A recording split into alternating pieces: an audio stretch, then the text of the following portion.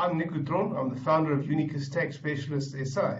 And in this 4-part series, I'm going to take you through some issues in the tax administration space. In particular, I want to take you through how do you fix mistakes in tax returns. Whether that mistake is in favour of SARS or in favour of the taxpayer, I want to take you through how you go through that process. I want to also discuss the imposition of penalties and the remittance procedures for penalties. And then very importantly is how do you actually go about drafting an objection? And that's something that's very topical. It's something you'll do on a daily basis, engaging with SARS in a dispute. You want to know how to do that. We're going to cover that as part of this series. And then lastly, I want to take you through how do you go about applying for deferred payment arrangements and compromises. We hope to see you there. It's going to be a fantastic series. I'm looking forward to it.